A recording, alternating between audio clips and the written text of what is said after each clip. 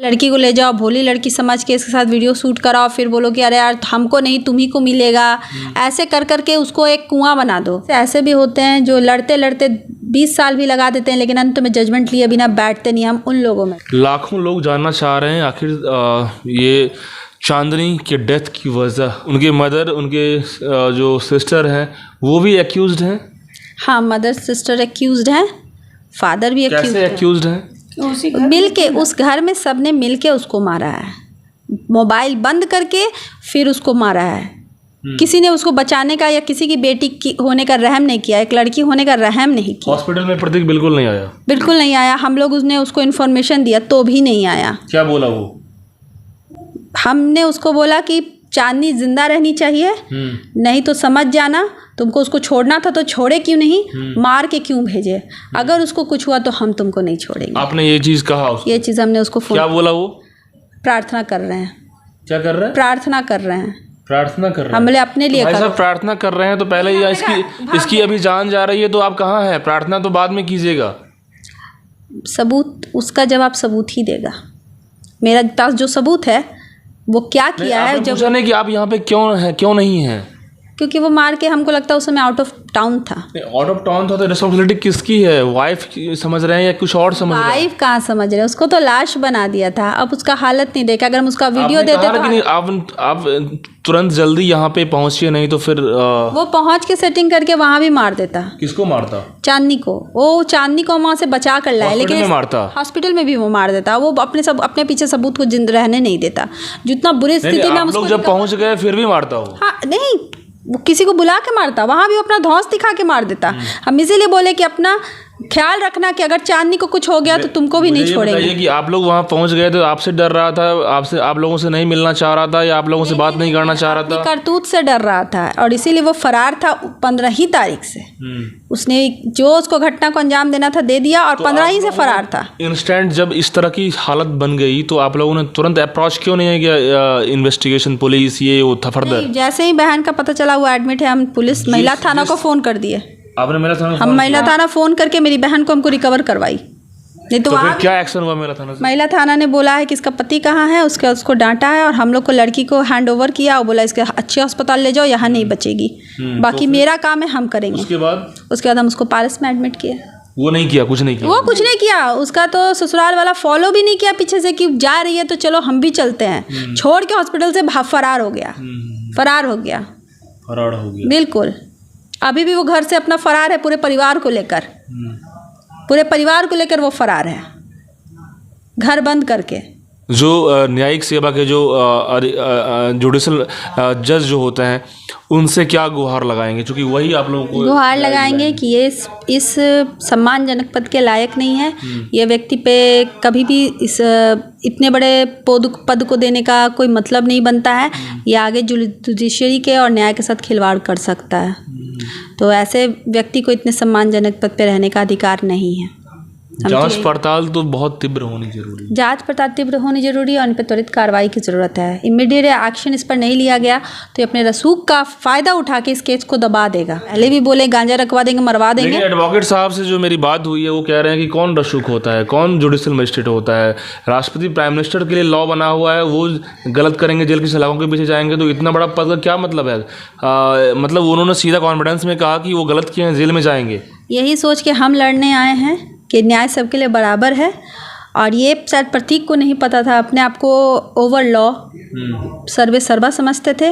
ये बात प्रतीक को समझाने की ज़रूरत है कि क्राइम कोई भी किया। लगता नहीं कि कोई लॉ से यदि कोई लिटरली लॉ से जिसको ब्लड में लॉ हो या फिर उन्होंने कोर्स किया या फिर डिग्री लेकर के लॉ की डिग्री के बाद या फिर उन्होंने इसको पद को संभालने की कोशिश किया, क्या आपको लगता है कि ये एंगल जो प्रकरण बुरा है तो मतलब ये लॉ का एंगल यहाँ पे? हम तो यही सोचे कि इतना पढ़ा लिखा व्यक्ति है, लॉ किए हुए है, तो ये इसको जानकारी एक सभ्य व्यक्ति हो, शिक्षित व्यक्ति को सभ्य व्यक्ति लोग समझ ही लेते हैं।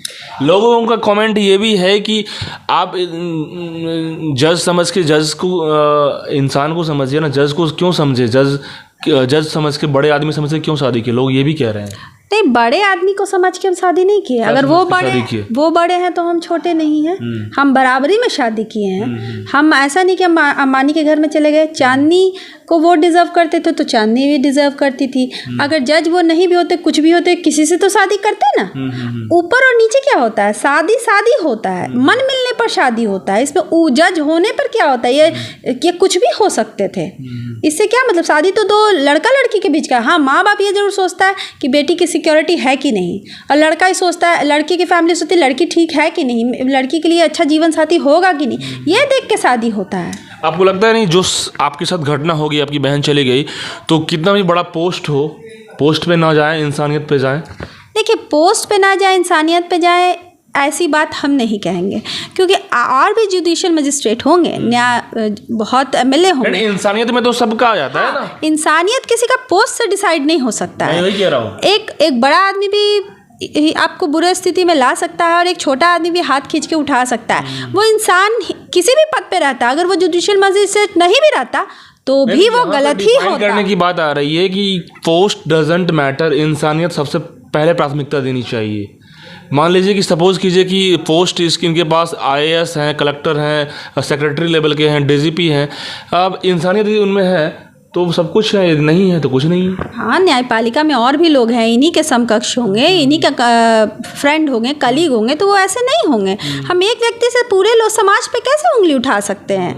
वो व्यक्ति विशेष गलत है, अब वो कुछ भी रहता तो गलत ही रहता। लास्ट चीज़ बता दीजिए, जो लोग देखना चाह रहे हैं, क्योंकि ये सोशल मीडिया पे तो अब करोड़ों लोग एक्टिव हो चुके हैं, बिहार से बाहर लोग देख रहे हैं इस खबर को, और तो ये सीधा बताइए कि आप लोग इसको फाइट करके प्रतीक को किस हिसाब से क्या करेंगे? लोग कमेंट लगा रहे हैं। हम तो, मेरा तो मांग यही है कि इस प्रतीक जैसे लोगों को उसके पद से हटाया जाए, उस सलाखों के पीछे ढकेला जाए, क्योंकि मेंटल टॉर्चर करने के बाद लड़की को क्रिपल टू डेथ जैसा मतलब हालत कर दिया। और हम तो यही कहेंगे, न्याय मेरा पहले से भी मांग है और अंतिम भी मेरा मांग न्याय ही है। हम लोगों के साथ न्याय होना चाहिए और वैसे लोगों से समाज को बचाना चाहिए, आगे भी वो समाज के लिए बहुत बड़ा खतरा है। लोग ये भी कहते हैं कि ऐसे ही घटना हो जाती है, लोग लड़ते हैं, टूट जाते हैं, फिर दब जाता है, लास्टली फाइनली कुछ होता नहीं है। लोग ये भी एक सवाल, लेकिन फाइट तो अंत तक लड़ेंगे, मेरे पास खोने के लिए कुछ नहीं बचा है। लेकिन समाज को इस घटिया आदमी की सच्चाई ज़रूर हम बताएंगे, एक घटिया परिवार की करतूत हम ज़रूर बचाएंगे कि आगे समाज इससे बच के रहे, इन जैसे लोगों से बच के रहे।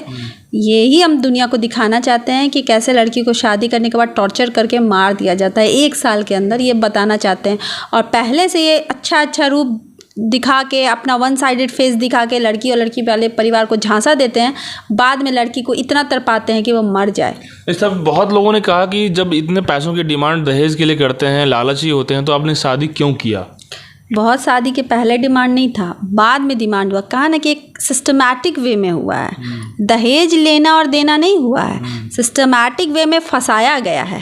पहले लड़की को ले जाओ, भोली लड़की समझ के इसके साथ वीडियो शूट कराओ, फिर बोलो कि अरे यार हमको नहीं तुम्ही को मिलेगा, ऐसे कर करके उसको एक कुआं बना दो और कुएं की बाल्टी वो डाले चांदनी और उससे पैसा वो निकले। और जब मना कर दो तो उसको मतलब ट्रिपल टू डेथ वाला सिचुएशन टॉर्चर करके ला दो कि तुम खुद भागो या तुमको हम अर्थी पे भेजें। तो मेरी बहन खुद तो नहीं भागी, डटी रही, क्योंकि वो घर भी उसी का था, लेकिन उसको यही हुआ कि दरिंदों ने अंत में मार दिया। मेरे चूक हो गई कि उसको हम लोग जीते जी नहीं बचा सके, मरने के बाद कोई चूक नहीं होगी। प्रतीक को हम उसका सजा ज़रूर दिलवाएंगे। इस घटना में प्रतीक जिन्होंने उस पर आरोप तो है ही, और उन्होंने जो मर्डर की आरोप अपने FIR किया है,